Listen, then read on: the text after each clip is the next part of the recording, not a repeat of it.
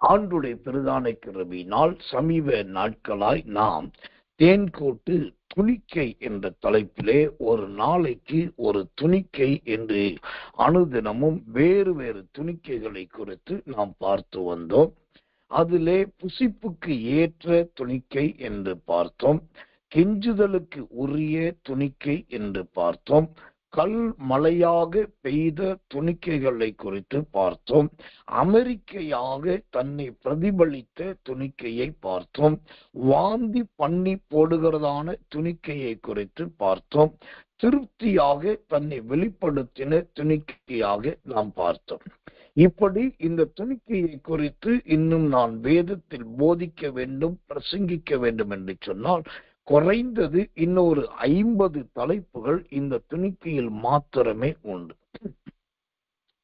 ஆனாலும் ஜனங்கள் தொடர்ந்து துணிக்கையை குறித்து மாத்திரம் கேட்டு வருகிறபடியினால் இந்த துணிக்கை என்ற வேத பாடம் மற்றும் தேவனுடைய செய்தியை இன்றோடு நான் முடித்துக் கொள்ளும்படியாய் கர்த்தருக்குள் பிரயாசப்படுகிறேன்.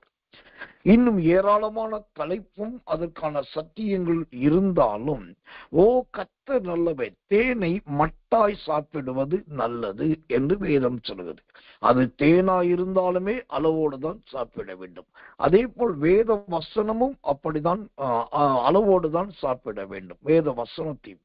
ஏனென்றால் வசனமே சொல்லுகிறது, எல்லாவற்றையும் சோதித்து ஆராய்ந்து நலமானதை பற்றி கொள்ளுங்கள். பைபிளுக்கு எல்லாத்தையும் பற்றி கொள்ளணும், எல்லாத்தையும் கடைபிடிக்கணும், பைபிளுக்கு எல்லாத்தையும் நிறைவேற்றணும் பைபிள் சொல்லவே இல்லை. அப்படி யாராவது சொன்னா அது ஒரு மகா பெரிய கள்ள உபதேசம்.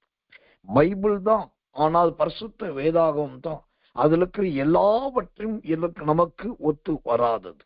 அப்ப எல்லாவற்றையும் சோதித்து அறிந்து நலமானதை பற்றி கொள்ள வேண்டும்.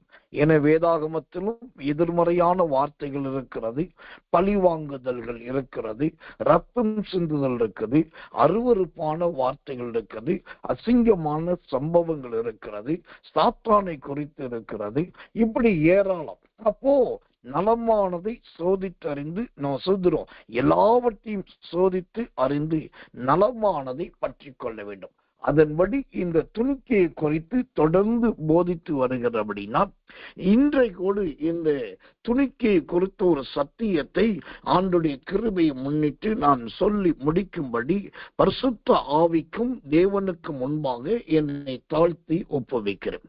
இதற்கு பின்பு அடுத்த பகுதியாக ஆவியானவர் என்ன சொல்லுகிறாரோ அதை குறித்த வேத பாடத்தை வருகிற நாட்களில் நாம் பார்க்க போகிறோம். இதுவரைக்கும் துணிக்கை என்றால் என்ன என்று பலவிதமான மறைப்பொருட்களை சொல்கிறோம், வெளிப்பாடுகளை நாம் பெற்றோம். இன்றைக்கு இந்த துணிக்கையிலே முக்கியமான ஒரு சத்தியத்தை கற்றுக்கொள்ள போகிறோம். அதாவது இந்த துணிக்கையினால் தன் வாழ்க்கை மாறி போன 2 பேரை குறித்து பார்க்க போகிறோம். துணிக்கை நிமித்தம் தன் வாழ்க்கை மாறி போன 2 பேர். அந்த துணிக்கை நிமித்தம் வாழ்க்கை மாறி போன 2 பேரில் ஒரு நபர் ஆண் மனுஷனாய் இருக்கிறார், இன்னொரு நபர் பெண் மனுஷியாய் இருக்கிறார்.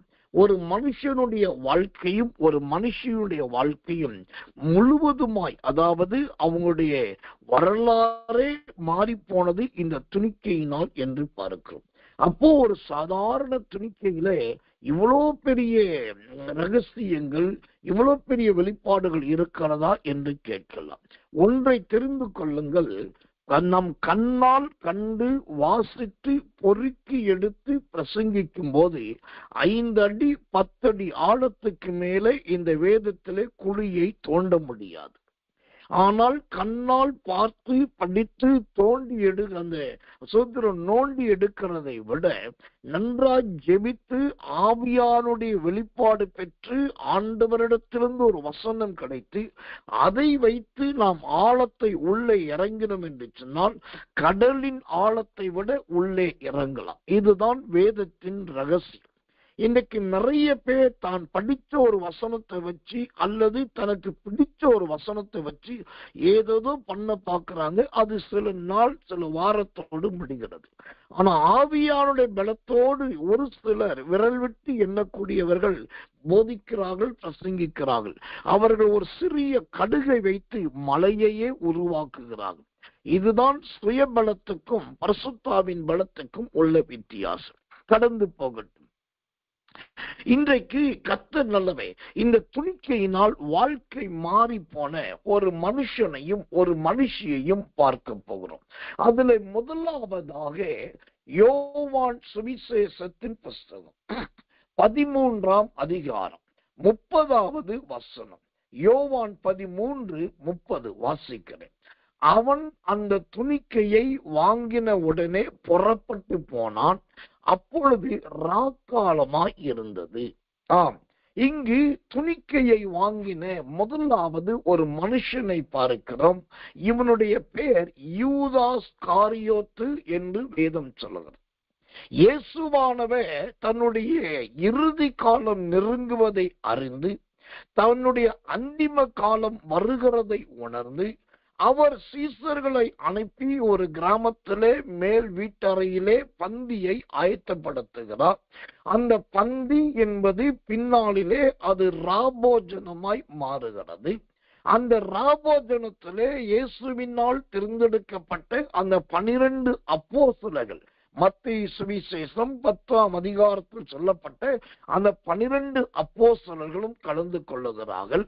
அங்கு அதோடு இயேசுவும் கலந்து கொள்ளுகிறார்.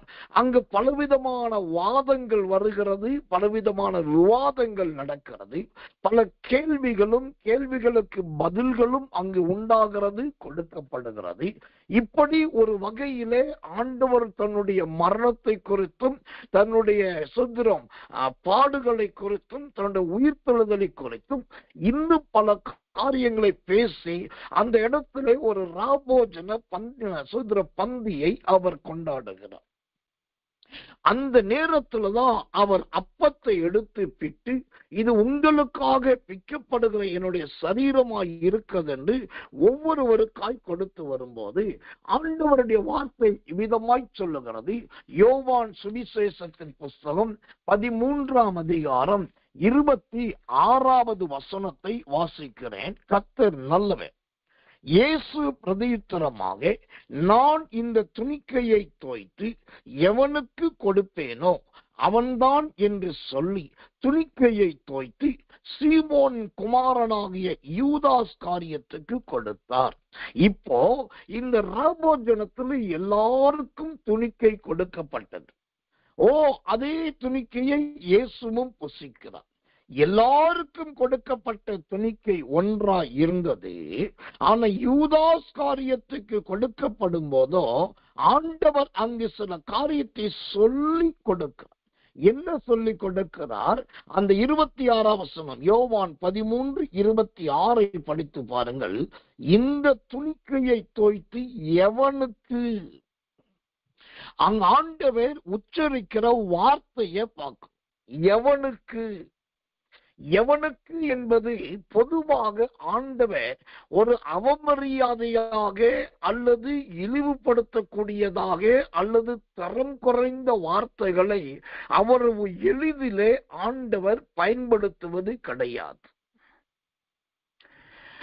ஆனால் இங்கு தன்னுடைய அப்போஸ்தலனை குறித்து சொல்லும் போதே அவர் சொல்லுகிறார், இவன் எவனோ என்று சொல்லுகிறார்.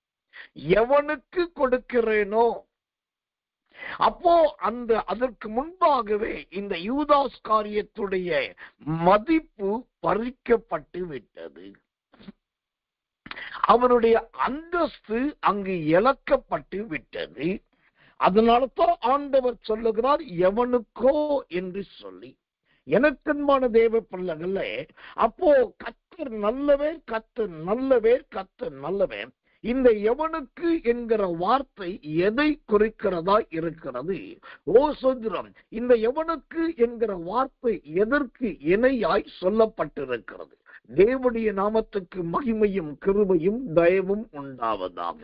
வாசிக்கிறேன். இந்த எவனுக்கு என்கிற வார்த்தைக்கு வேதத்திலே அருமையான ஒரு விளக்க வசனத்தை வாசிக்கிறேன்.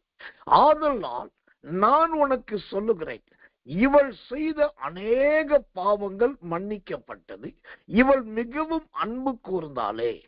எவனுக்கு கொஞ்சம் மன்னிக்கப்படுகிறதோ அவன் கொஞ்சமாய் அன்பு கூறுவான் என்று சொல்லி, இந்த எவனுக்கு என்ற வார்த்தை யூதாஸ் காரியத்தை பார்த்து துணிக்கையை கொடுக்கும் போது ஆண்டவர் சொல்லுகிறார். அந்த எவனுக்கு என்ற வார்த்தை எதை குறிக்கிறது தெரியுமா? நீங்க எல்லாரும் என்னிடத்தில் அதிக அன்பு கூர்ந்தீர்கள். ஒரு நாள் பேதுரு சொல்லுகிறார், ஆண்டவரே நான் உம்மிடத்தில் அன்பாயிருக்கிறதை நீ அறிவீர் என்று யோவான் 21 சொன்னார். எல்லாரும் நல்ல அன்பாயிருந்தார்கள். ஆனா இந்த யூதாஸ் காரியோத்து மாத்திரம் எப்படிப்பட்டவனாயிருந்தான்? லூக்கா 7:47 சொல்லுகிறது, கொஞ்சமாய் அன்பு கூறுகிறவனாய் இருந்தான். இந்த துணிக்கை யூதாஸின் வாழ்க்கையை மாற்றி போட்டதற்கு முதல் காரணம் அவனுடைய அன்பு, கிறிஸ்துவின் மேல் இருந்த அன்பு, இயேசுவின் மீது வைத்திருந்த அன்பு கொஞ்சம் அன்பாய் இருந்தது. இந்த தேவ வார்த்தை இன்றைக்கு நமக்கு முன்பாய் வைக்கப்படுகிற ஒரு எச்சரிக்கையின் எக்கால சத்தம் என்பதை மறந்து போகாதீங்க. யூதாஸ் காரியத்து ஒரு பக்கம் இயேசுவை நேசித்தான், மறுபக்கம் 100க்கு அதிபதிகளையும் அதிகாரிகளையும் ஸ்தானாபதிகளையும் நேசித்தான். 2 பக்கத்துல அந்த அன்பை வைத்திருந்தான். இன்னைக்கு ஊழியத்துக்கு கூட்டத்துக்கு வருகிறவர்கள் கூட இந்த பக்கத்துல இந்த இயேசுவின் வல்லமை ஊழியத்துல கொஞ்சம் அன்பு, அப்புறம் அங்க இன்னொரு ஊழியத்துல அங்க அதிக அன்பு. ஒன்று நான் சொல்றேன், நீங்க ஏதாவது ஒரு ஊழியத்துல அன்பாயிருங்க. தேவன் கொடுத்து எல்லாருக்கும் துணிக்கை கொடுத்தார், எல்லாரும் சாப்பிட்டார்கள், யாருக்கும் ஒண்ணும் நடக்கல. ஆனா இவனுக்கு கொடுக்கும் போது எவனுக்கு என்ற வார்த்தையை ஆண்டவர் உச்சரித்து கொடுக்கிறார். அது இயேசுவிடத்தில் அவனுக்கு குறைந்த அன்பை காண்பிக்கிறார். நாம் ஏதோ ஒரு ஆதாயத்துக்காக, இல்ல பாஸ்டர் கோச்சுக்குவாரு, இல்லாட்டி ஐயா தப்பா நினைப்பாரு, இல்லாட்டி இவங்க ஏதாவது சொல்லுவாங்களே என்பதற்காக ஊழியத்துல அன்பு கூறுகிறவர்களா இருக்கக்கூடாது.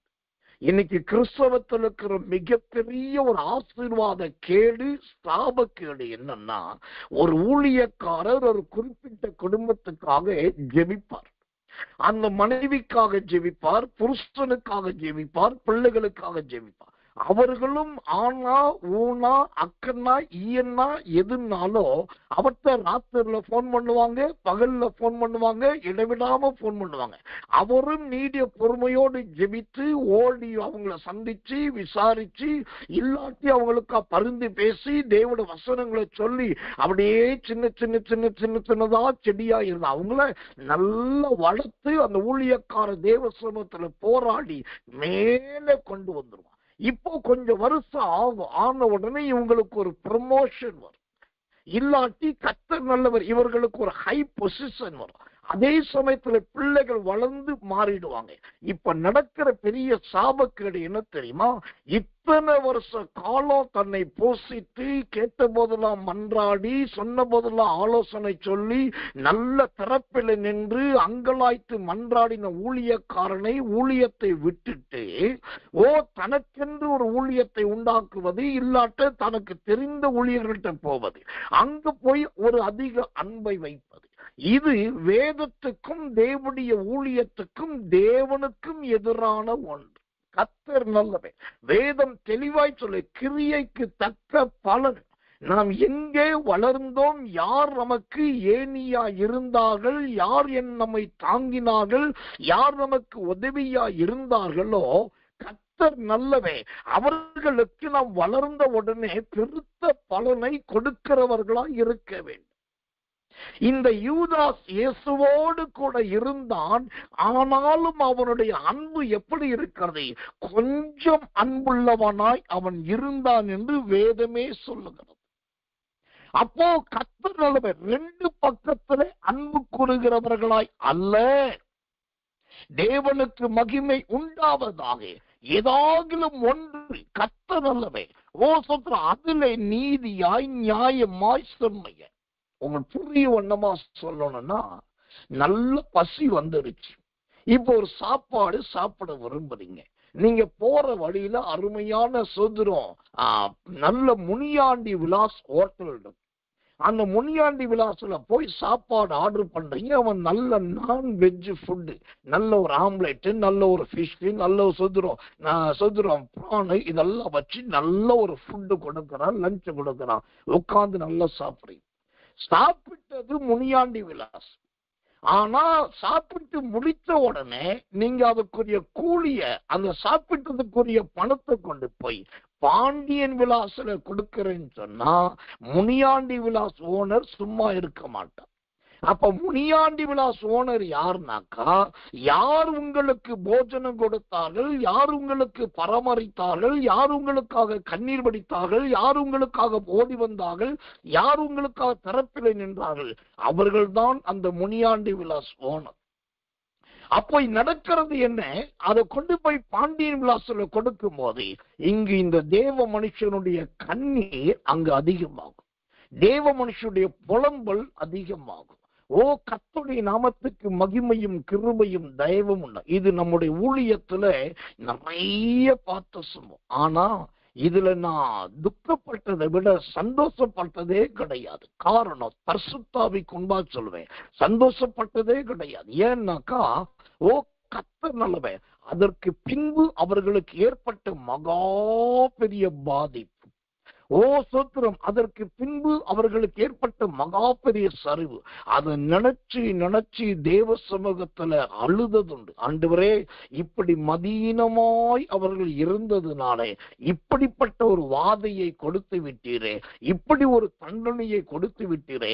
நன்றாய் வளர்ந்து விருத்தியடைந்து மேன்மையடைந்து பிள்ளைகளும் செழுமையாகி மேலே வந்த நேரத்திலே இப்படிப்பட்ட ஒரு அதால சிக்கலில் சிக்கிவிட்டார்கள் என்று சொல்லி அந்த ரங்கத்தில் அவர்களுக்காக மறைந்திருந்து அழுத காலங்களும்.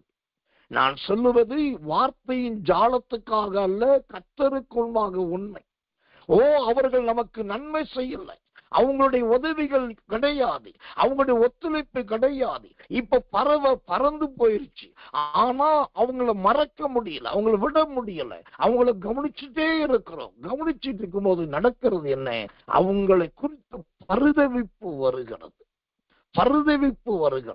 கர்த்தர் நல்லவன். அந்த பரிதவிப்பு வரும்போது தான் அந்த ஊழியக்காரன், அந்த சோதர தேவ ஜனம், ஓ சோத்திரம், சீமோனின் குடும்பத்திலிருந்து வந்தவர்களா இருந்து இப்ப யூதாஸாய் மாறி போனார்கள்.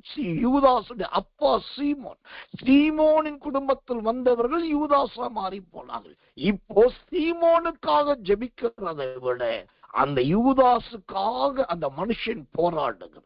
அப்ப நடக்கிறது என்ன, ஓ நல்ல சேமம் அடைந்து திடீரென்று மேலிருந்து கீழே வருதல். இதுதான் யூதாஸின் வாழ்க்கையில் வந்த சரிவு. எனக்கன்பான தேவ பிள்ளைகளே, அப்போ இந்த துணிக்கையினால் பாதிக்கப்பட்ட ஒரு மனுஷன் என்றால் அந்த யூதாஸ். அதற்கு முதல் காரணம், ஆண்டவரை அவன் சொல்லுகிறார், எவனுக்கு கொடுப்பேனோ என்று சொல்லுகிறார். சொல்லிட்டு ஓ கர்த்தர் நல்லவன், அடுத்த வார்த்தையை சொல்றார், அவன்தான். இங்கு யூதாச குறித்து ஆண்டவர் உச்சரிக்கிற ஒவ்வொரு வார்த்தையை கவனிங்க.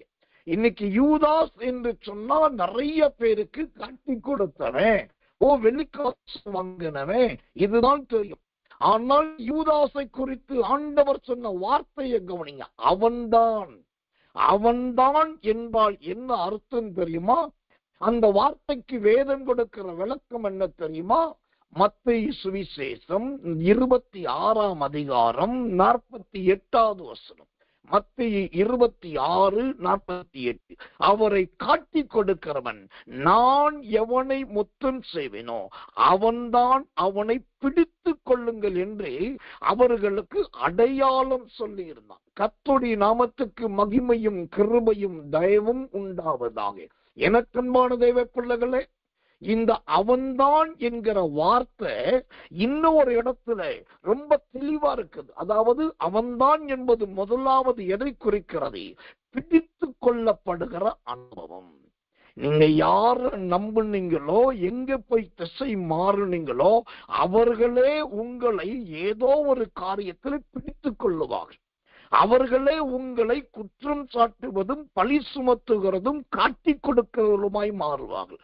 அதுதான் இங்க யூதாசுக்கு துணிக்கையை கொடுத்த போது ஆண்டவர் பயன்படுத்தின 2வது வார்த்தை அவன்தான். இந்த அவன்தான் என்கிற வார்த்தைக்கு இன்னொரு அற்புதமான விளக்கத்தை வேதம் கொடுக்கிறது. யோவான் சுவிசேஷம் 9ஆம் அதிகாரம் 9வது வசனம். யோவான் 9:9.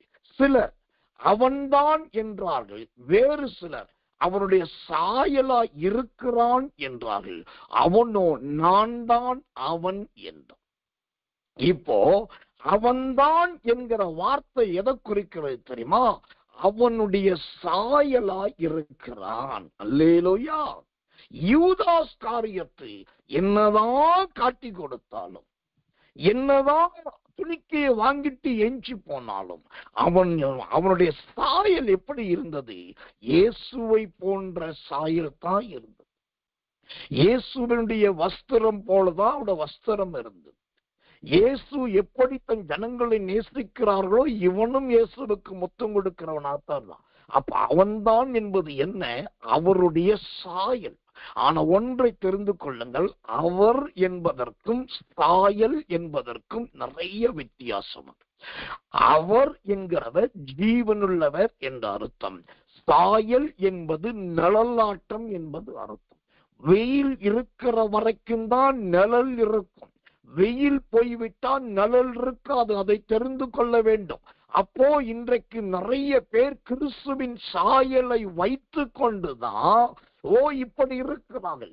இப்படி பிரபஞ்சத்துக்கு ஒத்த வேஷம் தரிக்கிற, தனக்கு கொடுக்கப்பட்ட எல்லாருக்கும் கிடைக்கிறதை போல ஒரு துணிக்கை தனக்கு கிடைக்காதபடி இழந்து போனவருடைய வாழ்க்கையை குறித்து ஆண்டவர் சொல்லுகிறார், அவன்தான் என்று சொல்லுகிறார். கர்த்தருடைய நாமத்துக்கு மகிமை உண்டாவதாக. கர்த்தர் நல்லவர், கர்த்தர் நல்லவர், கர்த்தர் நல்லவர்.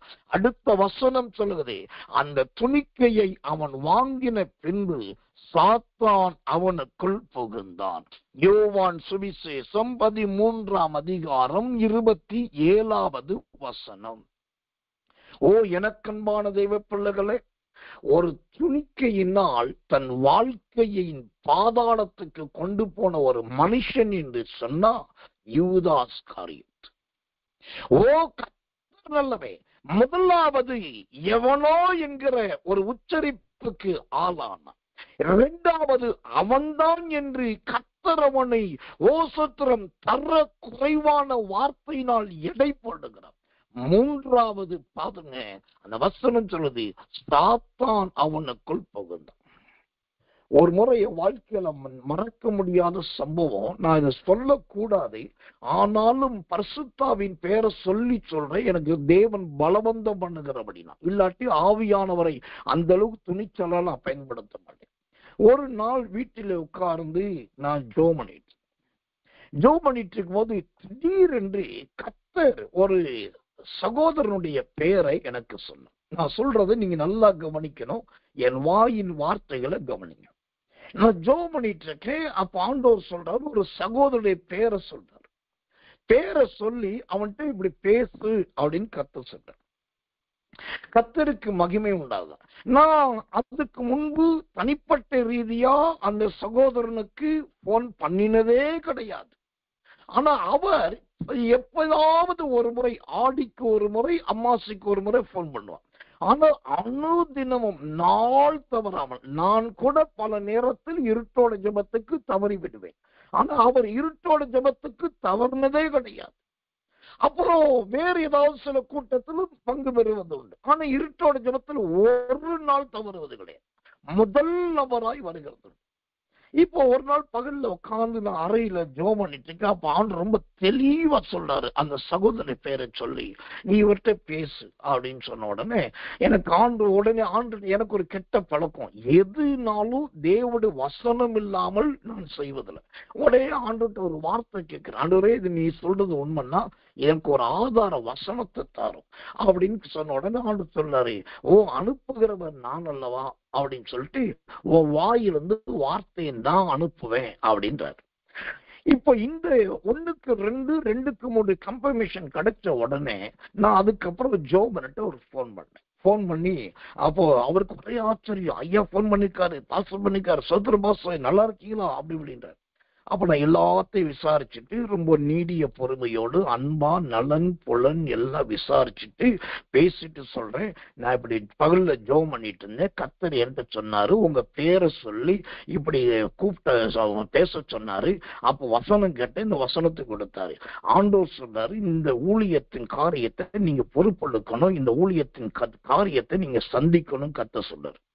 அப்போ அவரு உடனே சொன்னார், பாஸ்டர் நான் இந்த ஒரு காரியத்துக்காக எதிர்பார்த்துட்டு இருக்கிறேன், இந்த காரியம் நடந்துட்டாக்கா நான் கர்த்தருக்கு அதை கொடுக்கிறேன், இது நடக்கணும், நீங்க அது நடக்கணும், நல்லா ஜெபம் பண்ணுங்க, இது நடந்துட்டாக்கா நான் அதை கண்டிப்பா கர்த்தருக்கு செய்வேன் அப்படின்னாரு.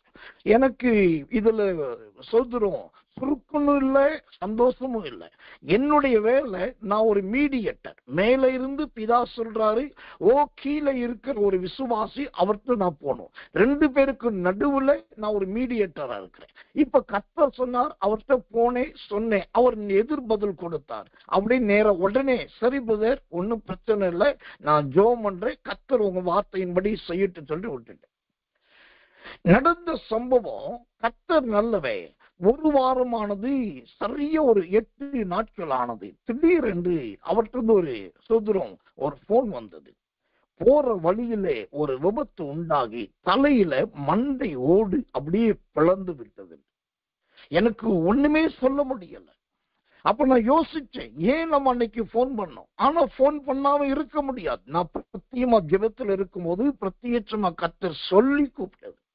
அப்ப ஆண்டவர் பாருங்க, சொல்கிறோம், எவனோ என்று சொல்லுகிறார், அவன்தான் என்று சொல்லுகிறார். அப்பயாவது இந்த யூதாஸ் காரியத்துக்கு ஒரு உணர்வு வந்திருக்கணும். தேவனுக்கு நாம் நிபந்தனை வைக்க கூடாது. இது நடந்தா, இது செஞ்சா, இது சம்பவிச்சா என்கிற நிபந்தனை வைக்க கூடாது. அல்லது இப்ப கர்த்தர் எல்லா சீசரை வச்சுட்டு இப்படி சொல்லிட்டாரே, ஆண்டவரே என்னை மன்னியும் என்று அப்பயே அறிக்கையிட்டு இருந்தா, அவன் உணர்ந்திருந்தா அது பெரிய தண்டனைக்கு மாறி இருக்கலாம். ஆனா அந்த உணர்வு இல்லாதிருந்தான். ஆண்டவர் பார்த்தார், 3ஆவதாக அவனுக்குள் சாத்தான் புகுந்தான் என்று வேதம் சொல்லுது. யாருக்குள்? இயேசுவை போல ஓ கர்த்தர் நல்லவர், சாயலாய் இருந்தவன், இயேசுவின் ரூபத்தில் இருந்தவன், கர்த்தர் நல்லவே, கர்த்தர் நல்லவே, கர்த்தர் நல்லவே, அவனுக்குள் சாத்தான் புகுந்தான். இப்ப இங்க நான் சொல்ல வேண்டிய முக்கியமான ஒரு சத்தியம் என்ன? எனக்கன்பான தேவ பிள்ளைகளே, நம்முடைய வாழ்க்கையில் நாம் எவ்வளவுதான் தேவனுடைய மனுஷனை போல இருந்தாலும் ஒவ்வொரு காரியத்திலும் தேவன் வைத்த, தேவன் நட்ட, தேவன் ஸ்தாபித்த அந்த ஸ்தானத்திலே உறுதியாய் இருக்க வேண்டும், உண்மையாய் இருக்க வேண்டும்.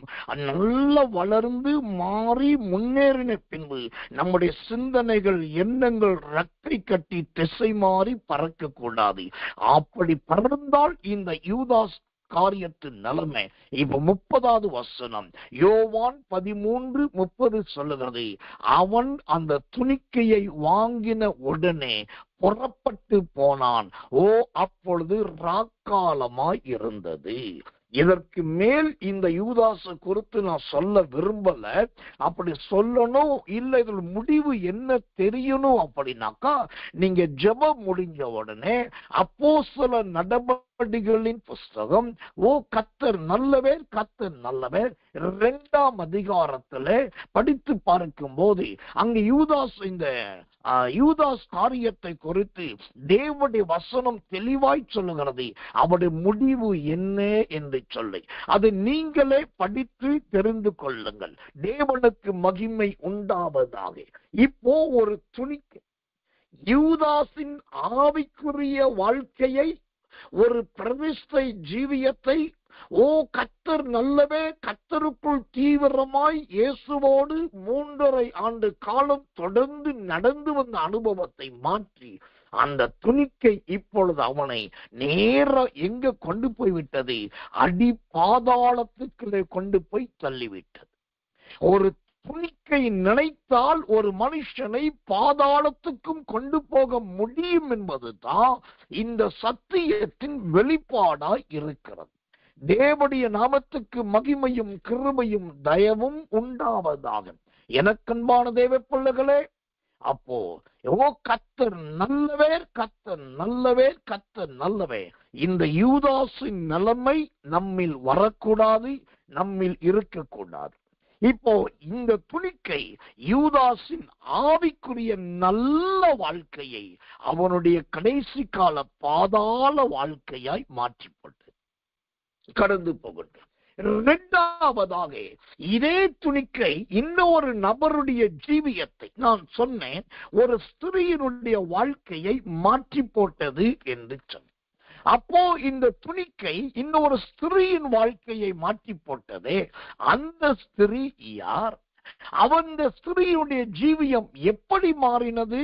வேதத்திலிருந்து உங்களுக்கு வசனத்து மூலமாக காண்பிக்கிறேன். கர்த்தருடைய நாமத்துக்கு மகிமையும் கிருபையும் தயவும் உண்டாவதாக.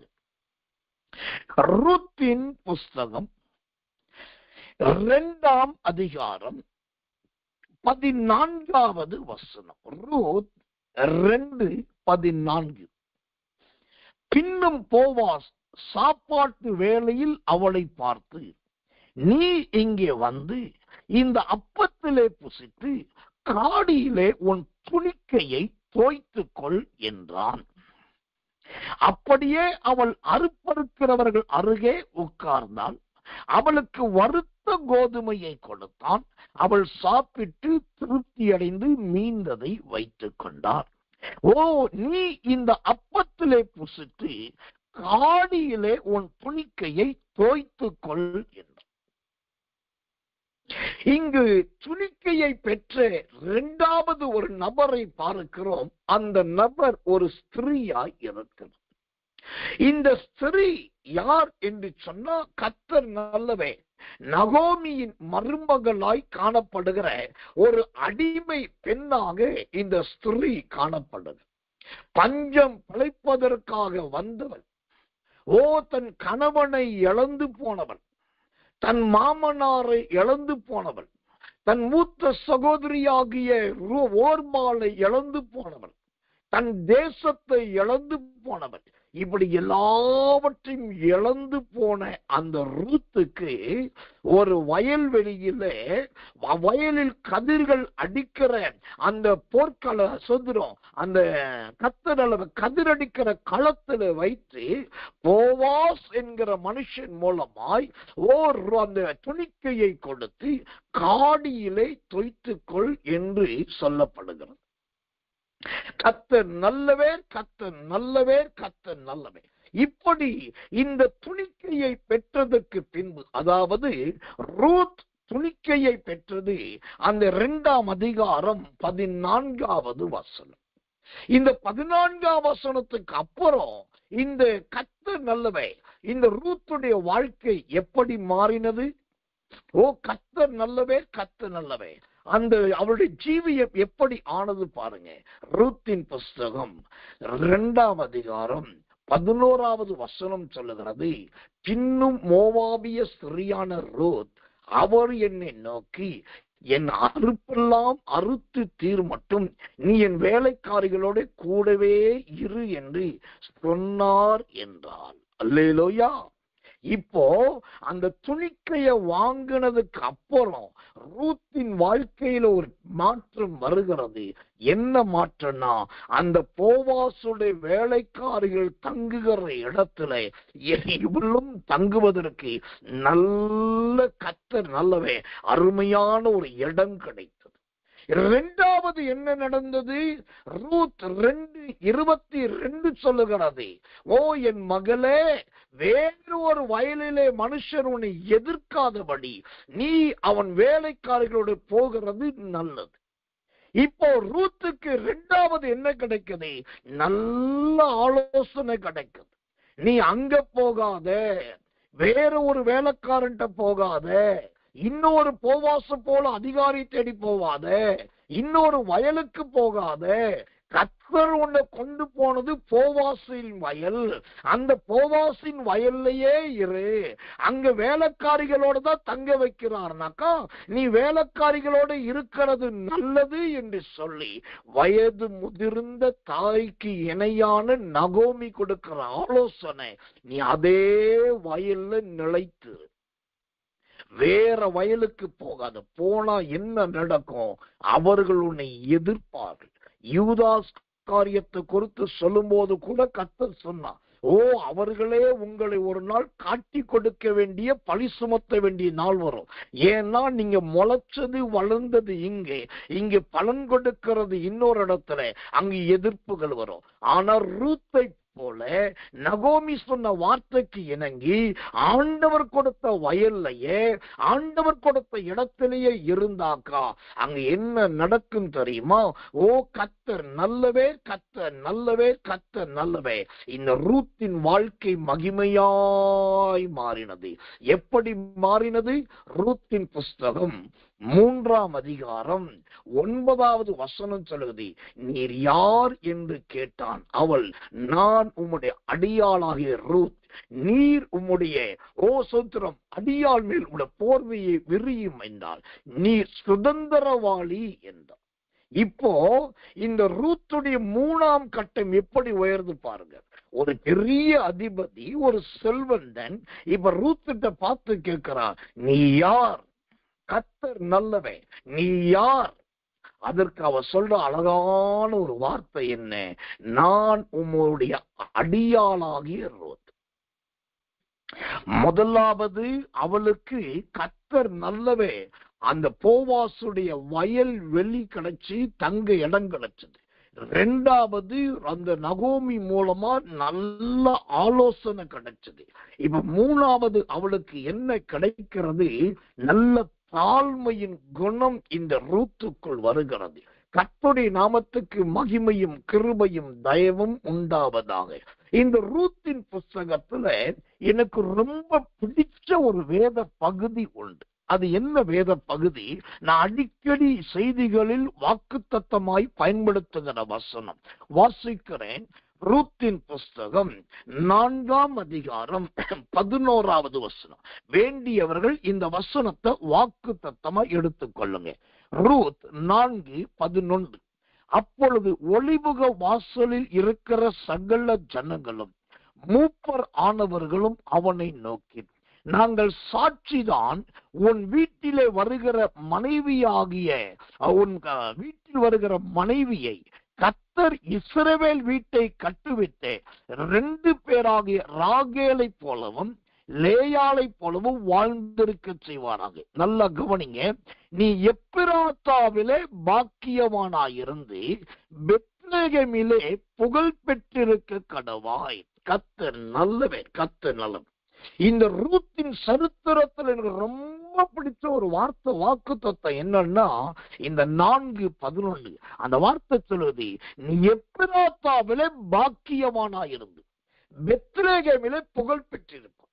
ஒரு அடிமை பெண், அவள் தனக்கு வைத்த நிலத்திலே தனக்கு இட்ட போவாசுக்கு கீழே தன்னோடு இருக்கிற வேலைக்காரிகளோடு அடங்கி ஒடுங்கி அமைதலோடு கொடுக்கப்பட்டது. அங்கு திராட்சரசம் இல்ல, காடி. அந்த காடிய கொடுத்தாலும் அந்த காடிய புசிச்சுக்கிட்டு சந்தோஷமாயிருந்தா. அதெல்லாம் பார்த்த கர்த்தர் என்ன பண்ணிட்டார் தெரியுமா? இந்த ரூத்தின் நிமித்தமாக போவாசு ஆசீர்வதித்தார். எப்படி ஆசீர்வதிச்சாரு? அந்த வார்த்தை சொல்லுது, நீ எப்பிராத்தாவிலே பாக்கியம் பெற்றவனாயிருந்து பெத்லகேமிலே புகழ் பெற்றிருப்பார். ரூத் வந்த உடனே போவாசின் வாழ்க்கை பாக்கியமாய் மாறினது. ரூத் வந்த உடனே போவாசின் வாழ்க்கை புகழ் பெற்றது. ஐயா, இது நல்லா கவனிக்கணும் சத்தியத்தை. இந்த ரூத்துக்கு கிடைச்சது வேலைக்காரிகளோடு தங்குகிற இடம். ரூத்துக்கு கிடைச்சது மாமியாருடைய ஆலோசனை. ரூத்துக்கு கிடைச்சது காடி. இன்னைக்கு நம்ம ஊழியத்தில் இருக்கிறவங்க பெரிய தொழிலதிபர்கள், பெரிய செல்வந்தர்கள், பெரிய கனவான்கள் கிடையாது. வேலைக்காரர்கள் வேலைக்காரிகளைப் போல அனுதின வேலை செய்கிறவர்கள் நடுத்தர வர்க்கத்தினர் தான். அதை நான் வெளிப்படையா சொல்றதுக்கு சந்தோஷப்படுறேன். கர்த்தர் நல்லவன். இப்படிப்பட்ட ஒரு வேலைக்காரிகளைப் போல வேலைக்காரர்களை போன்றவர்களை தான் நம்ம ஊழியத்துல வச்சிருக்கார். இந்த இடத்துல இவங்க இப்படிதான் இருக்கிறாங்க, இவங்களோடு நான் இணைஞ்சு எப்படி போறதுன்னு சொல்லி நீங்க இடம் மாறி போகாம இந்த நிலத்துல நீங்க நிலைச்சு இருந்தாக்கா இங்க என்ன நடக்கும்? இங்க இந்த ஊழியத்துல சில மூதாதையர் இருக்காங்க, வயசுல மூத்தவங்க, அனுபவத்துல மூத்தவங்க, நல்ல ஜெபிக்கிறவங்க, இயேசுவின் வல்லமை ஊழியத்துல உருவாக்கப்பட்டவங்க. அவங்களால நகோமி போன்ற ஆலோசனை உங்களுக்கு கிடைக்கும். ஆனா ஒண்ணு தெரிஞ்சுக்கணும், இங்க இருக்கும்போது திராட்சரசம் கிடைக்காதுங்க. ரூத்துக்கு கொடுக்கப்பட்டது, அந்த துணிக்கையை துவைக்கிறதுக்கு கொடுத்தது எது தெரியுமா? காடிதான் கிடைச்சது. காடிதான் கிடைச்சது. அந்த காடி என்பது பல காரியத்தை காண்பிக்கிறது. அதுல புசிப்புக்குரிய காடி கிடைச்சது. காடிதான். அதை சாப்பிட்டுட்டு பொறுமையா இருந்தா. நம்ம ஊழியத்துல இருக்கிற பிரசங்கத்துக்கும் நீங்க வெளியில இருக்கிற பிரசங்கத்துக்கும் ஏணி வச்சாலும் எட்டாது. இது நான் பெருமைக்காக சொல்ல, என் ஜனங்கள் சொல்றத சொல்றேன். சிலர் சொல்றாங்க, இந்த கூட்டத்துல ஆராதனை அட்டன் பண்ணிட்டு, தினந்தோறும் ஆராதனை அட்டன் பண்ணிட்டு, இரவுக்கு ஒரு ஜெபத்தை அட்டன் பண்ணிட்டு, இல்லாட்டி இருட்டோட ஜெபம் அட்டன் பண்ணிட்டு நாங்க வேற ஒரு ஆராதனைக்கு போனா, வேற ஒரு கூட்டத்துல உட்கார்ந்தா அங்க கேட்கிற மாதிரியே இல்லை. ஏண்டா வந்தோன் இருக்குது, எதுக்கு உள்ள நுழைஞ்சோன் இருக்குது, ஏதோ போனோம் செத்த பணம் போல வந்தது போல இருக்குது. இங்க இருக்கிறதுக்கும் அங்க இருக்கிறதுக்கும் எங்களுக்கு பயங்கர மாற்றம் இருக்குது. வெளி இடங்கள்ல போன அந்த செய்தி போலவே இல்லைன்றாங்க. நான் எந்த ஊழியத்தையும் தரக்குறைவாய் பேசாதவன், ஆனா கர்த்தருடைய வார்த்தை சொல்றேன், இந்த ஊழியத்தில் நம்முடைய ஜனங்களுக்கு கொடுக்கப்படுகிற கர்த்தருடைய செய்தி என்பது காடிதான். காடி என்பது கசப்பாத்தான் இருக்கும். காடி என்பது குடிக்கக்கூடியதா இருக்காது. இயேசுவே குடிக்க மனதில்லாது இருந்தார். இந்த செய்தி பல நேரத்துல ஏற்றுக்கொள்ள மனமில்லாததான் இருக்கும். ஆனா எழுதி வைத்துக் கொள்ளுங்க, இந்த காடிய நீங்க குடிச்சு, இந்த துணிக்கையை நீங்க சாப்பிட்டு, இந்த வயலாகி இயேசுவின் வல்லமை ஊழியத்துல இருந்தா, கர்த்தருடைய ஊழியக்காரனாகி நான் பிதா குமாரன் பரிசுத்தாவின் நாமத்தில் சொல்றேன், உங்க நிமித்தமா எத்தனையோ போவாசிகள் பாக்கியவான்களாய் மாறுவார்கள். உங்க நிமித்தமா எத்தனையோ போவாஸ்கள் சத்திர புகழ் பெற்றவர்களாய் மாறுவார்கள். இது சத்தியத்திலும் சத்தியம். அதற்கு தேவ பிள்ளைகளாக நாம் காடிய குடிச்சாவணும். சத்திரம் அப்ப துணிக்கையை சாப்பிட்டாவணும். அந்த துணிக்கையை தின்னுதான் ஆகணும். வேலைக்காரிகளோடு தங்கிதான் ஆகணும். ஏன்னா இன்றைக்கு இருக்கிறது வேலைக்காரிகளோடு, இன்றைக்கு குடிக்கிறது காடி, இன்னைக்கு திங்கிறது அப்ப துணிக்கை. ஆனா ஒரு நாள் வரப்போகிறது. இது எல்லாவற்றுக்கும் ஒரு பலன். உங்க நிமித்தமா எத்தனையோ போவாஸ்கள் பாக்கியவான்களாய் மாறப்போகிறார்கள். எத்தனையோ போவாசுகள் புகழ் பெற போகிறார்கள். அத்தோடு இந்த ரூத்தின் ஆசீர்வாதம் நிக்கலங்க. அந்த 12வது வசனம், ரூத் 4:12 பாருங்க. இந்த பெண்ணிடத்திலே கர்த்தர் உனக்கு அருளி செய்ய போகிற சந்தானத்திலே, சந்தானத்தின் நாளே உன் வீடு தாமார் யூதாவுக்கு பெற்ற பேரேசின் வீட்டை போல ஆக கடவது. அல்லேலூயா. அந்த வார்த்தையை கவனிங்க. இந்த பெண்ணிடத்திலே, எந்த பெண்ணிடத்திலே? பிச்சி கொடுத்த அப்ப புனிக்கையை தின்னுக்கிட்டு, எப்படியோ கொடுத்த காடிய குடிச்சுக்கிட்டு, வேலைக்காரிகளோடு இருந்துகிட்டு, மாமியாருடைய மூத்தவருடைய ஆலோசனைக்கு இணங்கி இருந்தா பாருங்க. அது நிமித்தம் அந்த ஸ்திரீயாகி ரூத்தை குறித்து சொல்லுவது, இந்த பெண்ணிடத்திலே கர்த்தர் உனக்கு அருளி செய்ய போகிற சந்தானம். அல்லேலூயா. சந்தானம். இது ரூத்துக்கு கிடைச்ச ஆசீர்வாதம். ரூத்தின் நிமித்தமா போவாசுக்கு ஆசீர்வாதம், புகழ். அந்த கீழ்ப்படுதலின் நிமித்தம் ரூத்தின் சந்ததி ஆசீர்வதிக்கப்பட்டது. தேவனுடைய நாமத்துக்கு மகிமையும் கிருபையும் தயவும் உண்டாவதாக. அந்த ரூத்தின் புஸ்தகம், கர்த்தர் நல்லவே, கர்த்தர் நல்லவே. 4ஆம் அதிகாரம் கர்த்தர் நல்லவே 17வது வசனம் சொல்லுகிறது. 17வது வசனம், அயல் வீட்டுக்காரிகள் நகோமிக்கு ஒரு ஆண் பிள்ளை பிறந்தது என்று வாழ்த்தி அதற்கு ஓபேத் என்று பெயரிட்டார்கள். அவன் தாவீதின் தகப்பனாகிய ஈசாயின் தகப்பன். இப்ப ரூத்துக்கு பிறந்த பிள்ளைய மாமியாராகி நகோமி சொல்றா, என்னுடைய வயசான காலத்தில் எனக்கு பிறந்த பிள்ளைய போல நான் நினைக்கிறேன். அதை விட ஒரு பெரிய பாக்கியம் பாருங்க. இந்த கடைசி வசனம், ரூத்தின் புஸ்தகம் கடைசி அதிகாரம் கடைசி வசனம் சொல்லுது, ஓபேத் ஈசாயை பெற்றான், ஈசாய் தாவீதை பெற்றான். அல்லேலூயா. ஒரு துணிக்கையை பெற்ற இந்த ரூத்தின் ஜீவியம் மகாராஜா இஸ்ரவேலையும் யூதாவையும் சேர்த்து ஆளப்போகிற பிரதான ராஜா, அந்த ராஜாவாகிய தாவீதை பெற்றெடுக்கிற வம்சமாய் இவளுடைய வம்சம் மாறினது. இதுதாங்க அந்த துணிக்கை ஒருவனை, ஒரு மனுஷனை பாதாளத்துக்கு அனுப்பினது. அந்த துணிக்கை ஒரு மனுஷியை பரலோகத்துக்கு உயர்த்தினது. அந்த பாதாளத்துக்கு அவன் போனதுக்கு காரணம், இங்கேயும் அன்பு கூர்ந்து அங்கேயும் அன்பு கூர்ந்து, அங்கேயும் போய்கொண்டு இங்கேயும் போய்கொண்டு 2 இடத்துல இருந்தான். முடிவு அவருடைய கிரியை எல்லாமே பறிக்கப்பட்டு ராஜ்யத்தையும் இழந்தான். தயவாய் சொல்லுகிறேன், தயவு செய்து கர்த்தர் வச்ச வயல், கர்த்தர் கொண்டு போகிற போவாஸ், தேவன் கொடுக்கிற நகோமி, ஆண்டவர் கொடுக்கிற காடி, கர்த்தர் அருளுகிற துணிக்கைய சாப்பிட்டுக்கிட்டு சகிச்சுக்கிட்டு பொறுமையாய் இருந்தீங்கன்னா ஒரு குறிப்பிட்ட நாட்களுக்கு பின்பு உங்க நிமித்தமாக போவாசுகள் தோன்றுவார்கள். போவாஸ்கள் பாக்கியவான்கள். எப்பிராத்தாவிலே பாக்கியம் பெற்றவனாயிருந்து பெத்லகேமிலே புகழ் பெற்றிருப்பான். இந்த பெண்ணாகிய ரூத் நிமித்தம் சந்தானம் உண்டாகும் என்ற வார்த்தையின்படி உங்க சந்ததி ஆசீர்வதிக்கப்படும். அப்போ இன்னைக்கு உறுதியான ஒரு தீர்மானம் எடுங்க. இனிமேலும் நான் 2 கால் வைக்க போறேனா, 2 படகுல பயணம் பண்ண போறேனா, முனியாண்டி விலாசுல சாப்பிட்டுட்டு பாண்டி விலாசுல கொண்டு போய் கொடுக்க போறேனா, இல்லாட்டி அங்கேயும் இங்கே இருக்க போறேனா, என் ஜீவியம் யூதாஸ் காரியத்தா, என் ஜீவியம் தாவீது என்கிற ராஜாவை பெற்றிருக்கிற ரூத்தா என்பதை நீங்களே தீர்மானம் பண்ணுங்க.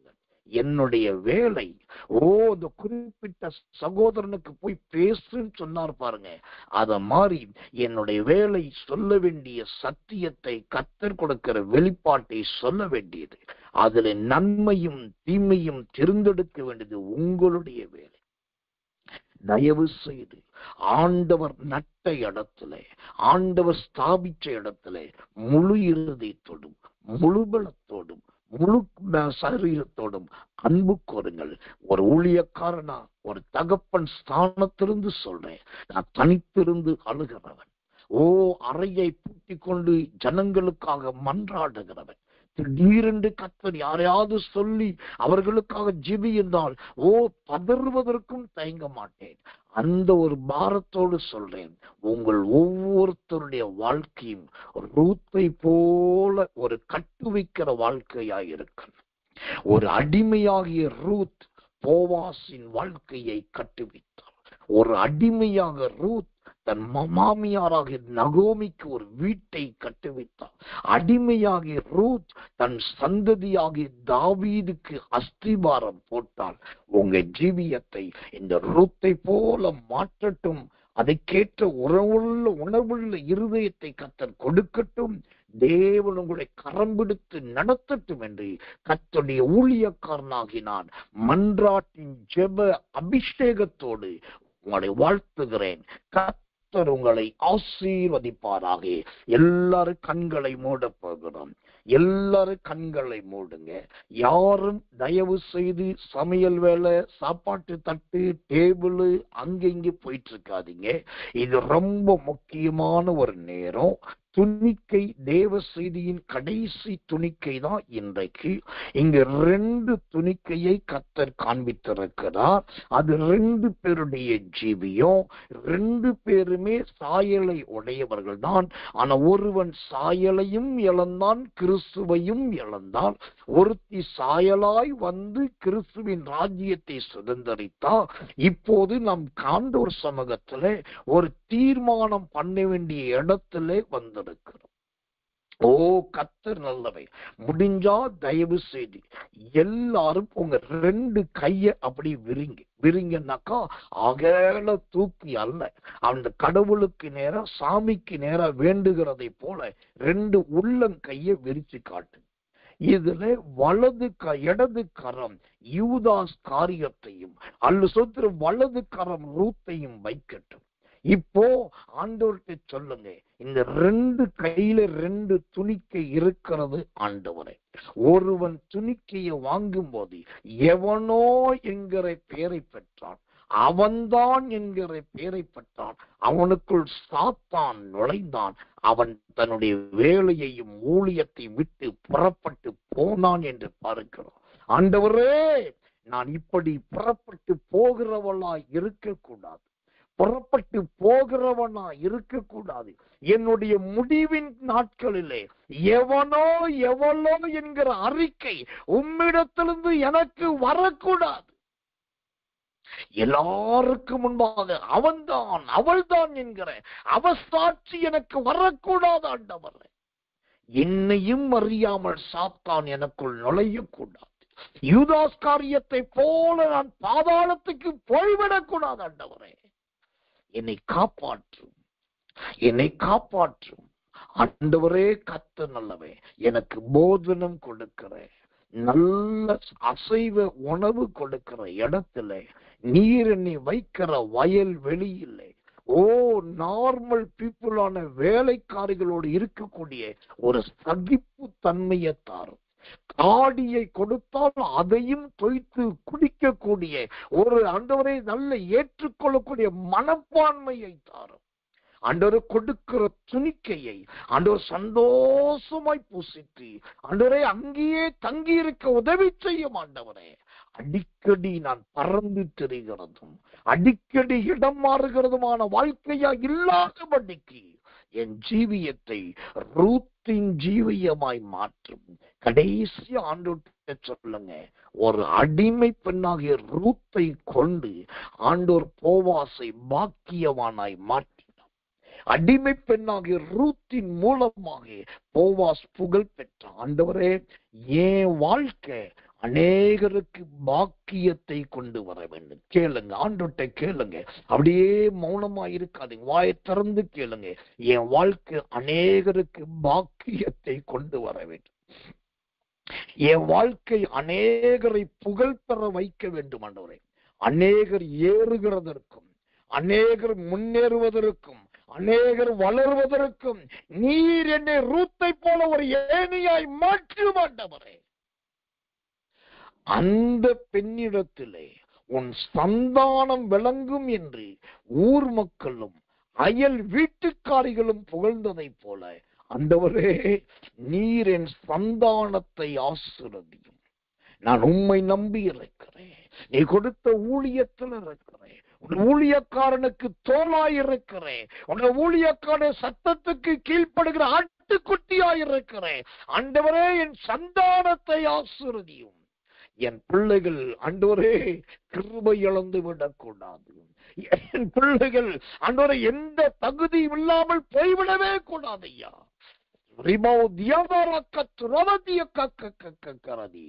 அந்த ரூத்தை கொண்டு யூதாவையும் ஆண்டவரே கர்த்தர் நல்லவே இஸ்ரவேலையும் ஆளக்கூடிய 2 ராஜ்யத்தை ஆளுகிற தாவீதை உருவாக்கினதை போல என் சந்தானம் இரட்டிப்பான ஆசீர்வாதம் பெற வேண்டும். கேளுங்க, இருக்கிற இடத்துல கேளுங்க, கண்ணை மூடி கேளுங்க, ஒரு நிமிஷம் ஆண்டுட்ட கேளுங்க. உங்க சந்தானம், உங்களுடைய மகனுக்காக, உங்க மகளுக்காக நீங்க கேளுங்க. இப்பொழுது ஆண்டவர் சந்தானத்தை தாவீதை போல யூதாவையும் இஸ்ரவேலையும் ஆளுகிற அந்த தாவீதை போல தேவன் மாற்றுவாராக. ரபோத்தி பராக்கத்து ரபலமக்க துடபலபலமக்க.